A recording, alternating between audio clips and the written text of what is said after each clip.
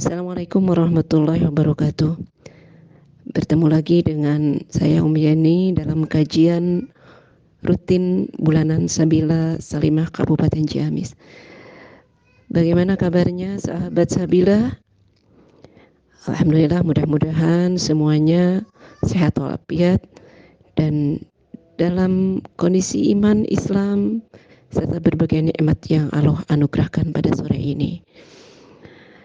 Innal hamdalillah nahmaduhu wa nasta'inuhu wa nastaghfiruh wa na'udzu billahi min syururi anfusina wa min sayyiati a'malina may yahdihillahu fala mudhillalah wa may yudlilhu fala hadiyalah. Asyhadu an la ilaha illallah wahdahu la syarikalah wa asyhadu anna Muhammadan abduhu wa rasuluh. Allahumma shalli wa sallim wa barik ala sayyidina Muhammad wa ala alihi wa sahbihi wa barik wa sallam. Amma ba'du, a'udzu billahi minasyaitonir rajim. Bismillahirrahmanirrahim. Inna a'tainakal kautsar fasholli li rabbika wanhar. Inna syani'aka huwal abtar.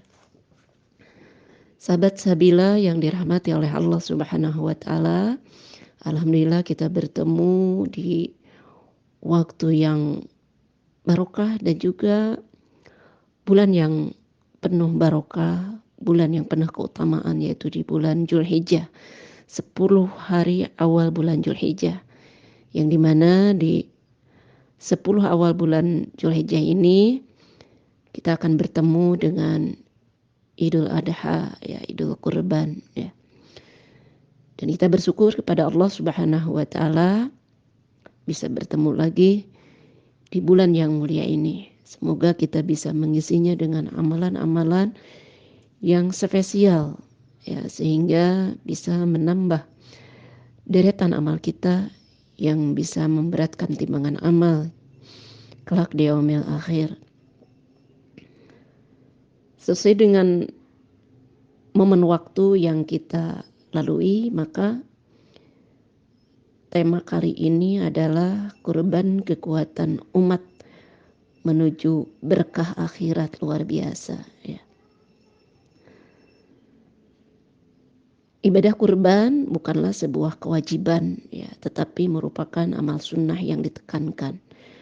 Kurban sendiri diambil dari kata qurb, ya, atau mendekatkan diri, ya, dalam artian mendekatkan diri kepada Allah Subhanahu wa taala. Jadi kurban merupakan salah satu ibadah dalam rangka mendekatkan diri kita kepada Allah Subhanahu wa taala. Dalam kurban ini merangkum dua jenis ibadah, bukan cuman ibadah mahdoh, ya, tapi juga ibadah ghair mahdoh. Ibadah mahdohnya di mana ibadah kurban ini bukanlah yang sampai itu darahnya, bulunya, tetapi yang sampai kepada Allah itu adalah ketakwaan. Jadi niat yang ikhlas berkurban karena Allah Subhanahu wa taala. Seperti yang Allah sampaikan dalam Quran surah At-Takatsur, ya, inna a'tainakal kautsar. Sungguh kami a'tainaka, kami telah memberi Muhammad al-kautsar, nikmat yang banyak. Fasholli li rabbika wanhar. Maka dirikanlah sholat karena Tuhanmu dan berkurbanlah sebagai ibadah dan mendekatkan diri kepada Allah Subhanahu wa taala. Inna syani'aka huwal abtar. Sungguh orang-orang yang membencimu dialah yang terputus dari rahmat Allah. Jadi kurban merupakan wujud syukur kita kepada Allah Subhanahu wa taala atas nikmat yang Allah anugerahkan kepada kita. Di bulan Dzulhijjah ini, ya, ada ibadah-ibadah penting yang terangkum di dalamnya, ya, selain sholat, ya, dan juga kurban dan juga ibadah haji, yang dimana sebagian saudara kita yang melaksanakan ibadah haji saat ini sudah mulai bersiap-siap untuk bertolak ke Arafah, ya, untuk melaksanakan puncak haji, yaitu wukuf di Arafah. Dan juga kurban, dan bagi kita tentu yang tidak beribadah haji, yaitu melaksanakan kurban, menyembelih hewan kurban. Kalau dilihat hikmahnya dari ibadah kurban ini, kita bisa mempelajari perjalanan dakwah Nabiullah Ibrahim alaihissalam, di mana beliau itu diperintahkan oleh Allah Subhanahu wa taala pada saat itu untuk menyembelih putranya yang sangat dicintainya, yaitu Ismail. Lewat mimpinya ya beliau menerima perintah dari Allah Subhanahu wa taala, ya mimpi yang berturut-turut ya, untuk menyembelih anaknya, padahal Ismail adalah anak yang sangat didambakan. Sangat diharapkan kehadirannya. Sekian lama beliau menunggu untuk memiliki anak, dan Allah mengaruniai beliau setelah usia beliau tidak muda lagi. Dan itu pun setelah beliau menikah atas izin Siti Syarah, istri pertamanya. Lalu Allah mengaruniai Ibrahim lewat Bunda Hajar, yaitu Ismail alaihissalam. Namun dalam perkembangannya,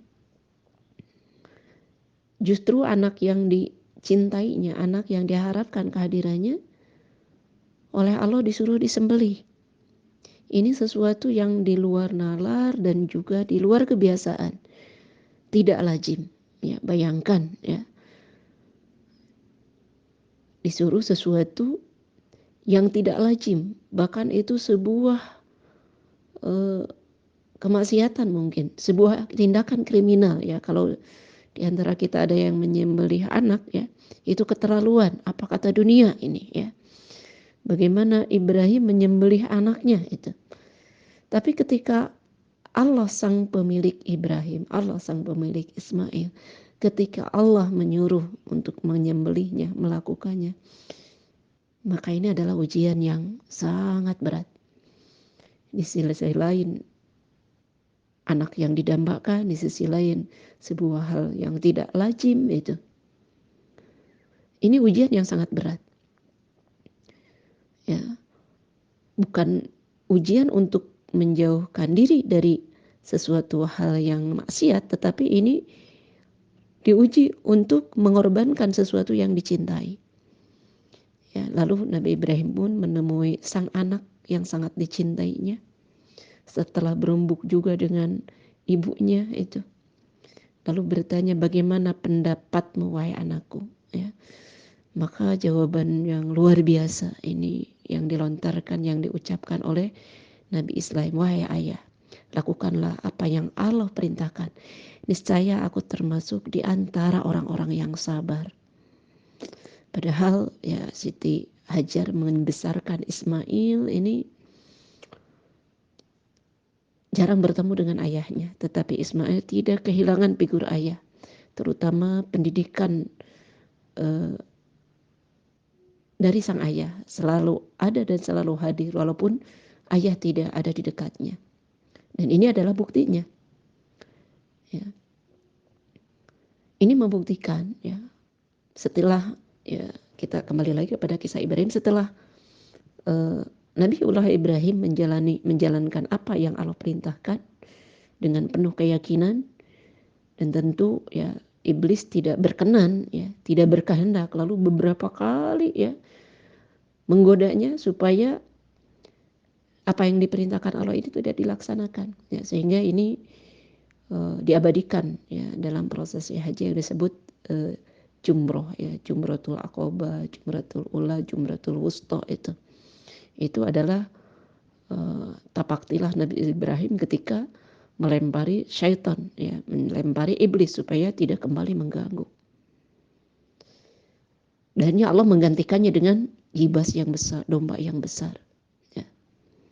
Makanya tadi dikatakan bahwa selain ibadah mahdoh ya dalam bentuk ketakwaan kepada Allah, juga ini ibadah ghair mahdoh yang bertalian dengan ibadah sesama manusia, sehingga daging dari hasil kurbannya lalu dibagi-bagikan ya, sehingga terciptalah kepedulian, persaudaraan, persatuan itu.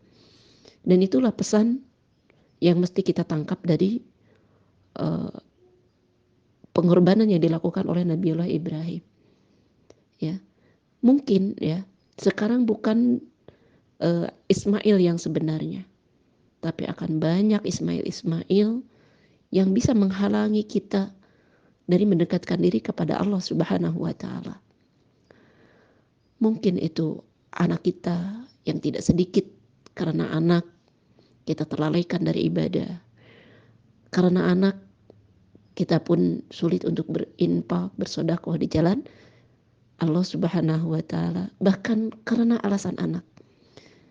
Ada sebagian bapak-bapak yang berani ya untuk berbuat maksiat kepada Allah dengan korupsi, dengan berkhianat, dengan mencuri itu. Sedangkan pengorbanan di sini bukan cuma mengorbankan meninggalkan apa-apa yang dilarang, tetapi sampai apa yang mubah. Ya, dalam keseharian kita akan mendapati banyak pilihan. Pekerjaan kita, kegiatan kita.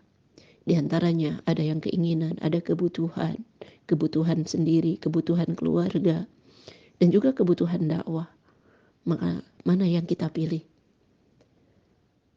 Maka kita harus berusaha memprioritaskan pilihan-pilihan yang bisa mendekatkan diri kepada Allah, yang menjadikan Allah ridho. Bahkan apa yang ada di sekitar kita, kita kerahkan. Kita bersama-sama, kita bersinergi untuk mendekatkan diri kepada Allah, untuk li'a'la di kalimatillah. Begitu juga mungkin banyak barang-barang kebutuhan-kebutuhan dari segi materi yang tidak terhitung jumlahnya yang kita butuhkan, yang kita inginkan. Ya, tetapi mengambil pelajaran pengorbanan Nabi Allah Ibrahim, maka kita harus pintar memilih dan memilah mana yang harus kita beli dan mana yang harus kita korbankan. Rumah yang kita diami pun sering jadi ujian. Kita nyaman tinggal di rumah, ya. Yang kita jaga, ya kita bersihin. Tapi di sisi lain, ya ada tetangga di sana yang membutuhkan uluran tangan. Ya, ada tetangga yang membutuhkan bantuan kita. Maka kita pun harus mengorbankan kenyamanan kita di rumah demi untuk memberikan manfaat kepada tetangga, demi untuk mendekatkan diri kepada Allah. Begitu juga mungkin bapak-bapak yang lebih senang di rumah, ya, lalu meninggalkan sholat berjamaah. Maka dengan belajar dari pengorbanan Ibrahim, maka tinggalkan itu semua. Ya, sholatlah di masjid, sholatlah untuk sholat berjamaah, meninggalkan makanan yang lezat, ya, minuman, ya, dan berbagai hal yang yang menyamankan perut itu, lalu melaksanakan saum demi meraih keridhaan Allah Subhanahu wa taala. Dan tentu ya, di zaman sekarang ketika orang pada mementingkan diri sendiri, maka pelajaran pengorbanan Nabi Ibrahim ini benar-benar perlu kita contoh. Kita berbagi ya kenikmatan yang kita rasakan, berbagi dengan sesama. Bukan cuma daging kurban. Ya. Ini menggambarkan bahwa daging itu kan sesuatu hal yang mahal, jarang terbeli. Ya. Bukan sekedar daging kurban, tetapi apapun yang mungkin orang lain tidak bisa meraihnya, tetapi kita mendapatkannya. Boleh itu ilmu, yang dengan ilmu itu kita bisa mendapatkan sarana-sarana kemudahan, maka sampaikanlah ilmu itu kepada yang lain. Berkorbanlah dari waktu kita, dari tenaga kita. Atau mungkin kenyamanan kita, maka bantulah orang lain ketika mereka merasa sempit, merasa tidak mudah untuk hidup, maka berilah kemudahan-kemudahan beri mereka.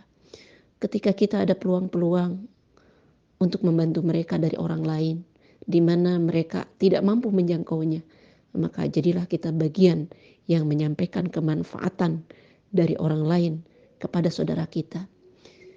Ya, sehingga Islam ini benar-benar menjadi rahmatan lil alamin. Ketika kita mengorbankan ego kita, mengorbankan segala nafsu kita, mengorbankan kesenangan kita demi membahagiakan orang lain, sehingga kita semakin dekat kepada Allah dan Allah pun menjadi ridho kepada kita. Mudah-mudahan dengan pelajaran dari pengorbanan Nabi Ibrahim, kita mampu berkorban untuk kepentingan umat. Ketika kita mampu berkorban, maka kita pun dipandang layak untuk memimpin peradaban. Mungkin sekian, mudah-mudahan ada manfaatnya. Billahi taufiq wal hidayah. Assalamualaikum warahmatullahi wabarakatuh.